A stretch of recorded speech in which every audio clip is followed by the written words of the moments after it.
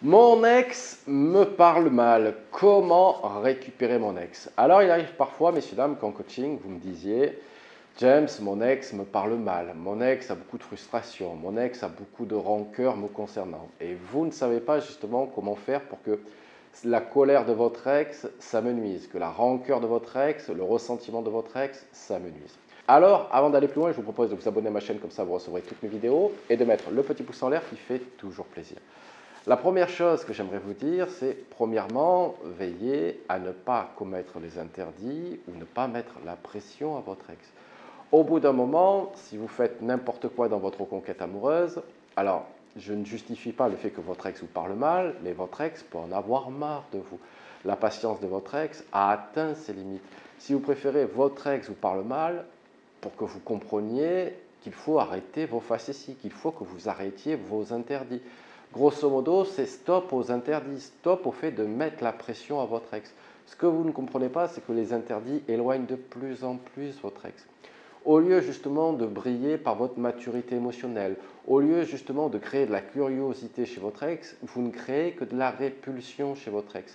En plus, avec les interdits, ça montre que vous ne comprenez ni votre ex, ni les causes de la séparation.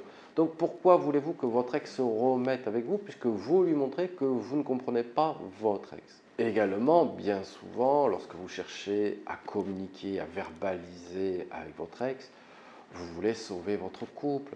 Finalement, vous êtes le seul à vouloir trouver des solutions. Je vous le dis, avec la séparation, votre ex s'en fout maintenant du passé. Votre ex veut être heureux dans le présent et dans l'avenir. C'est pour ça que votre excès de verbalisation dans les j'ai changé, je t'aime et on peut se remettre ensemble, etc., vous desserve complètement dans votre reconquête amoureuse. Ce que vous ne comprenez pas, c'est que vous ne devez pas lutter contre cette séparation.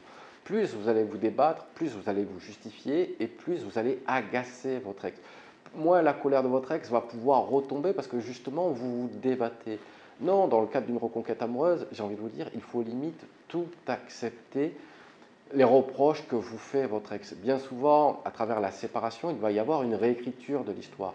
Tout sera retenu contre vous si vous préférez. Et si vous vous débattez, finalement, vous allez alimenter la colère de votre ex.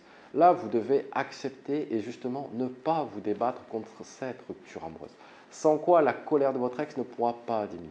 La deuxième chose que j'aimerais vous dire, c'est maintenant voir le cas où votre ex vous parle mal, mais vous ne faites rien de mal, vous ne faites pas les interdits.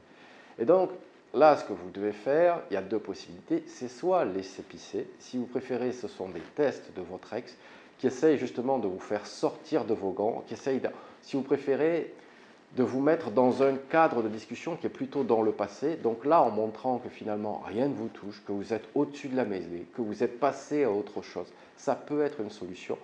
Dans le cadre où votre ex insisterait en vous parlant mal, là, ça sera recadrer votre ex de façon non violente. Ça sera mettre des limites à l'interaction.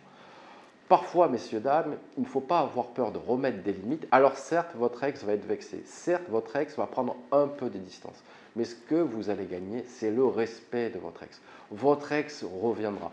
Au bout d'un moment, il faut savoir dire stop à un ex qui vous parle mal alors que vous n'avez rien à vous reprocher. Donc, comme je vous l'ai dit, la première façon, c'est de laisser pisser, entre guillemets, c'est de ne pas entendre ce que dit votre ex, ne pas réagir aux propos de votre ex. Et la deuxième façon, c'est au bout d'un moment, il faudra recadrer votre ex de façon non violente pour mettre les limites, encore une fois, de l'interaction. Ce qui m'amène à un point essentiel, c'est que votre reconquête amoureuse ne peut pas se faire à n'importe quel prix. Ça ne peut pas être fait au prix de l'estime de soi, au prix de votre soumission la plus totale. J'ai envie de vous dire, dans le premier cas, votre ex, ce n'est pas qu'il ou elle a le droit de mal vous parler, mais si vous préférez, vous cherchez avec les interdits. Dans le deuxième cas, vous ne faites rien de mal, vous ne faites plus rien de mal. Donc là, effectivement, vous devez mettre des limites à l'interaction. Dans le premier cas, il faut savoir se respecter, savoir respecter la décision de l'autre. Votre ex choisit la séparation, donc vous devez l'accepter. Vous devez laisser tranquille votre ex. Et dans le deuxième cas, c'est se respecter et mettre des limites à votre ex. Allez, messieurs, dames, on vient de voir comment réagir dans le cas où votre ex vous parlerait mal. Si vous avez besoin, n'hésitez pas à prendre une séance coaching, le lien est dans la description. Et je vous dis à très bientôt avec James D.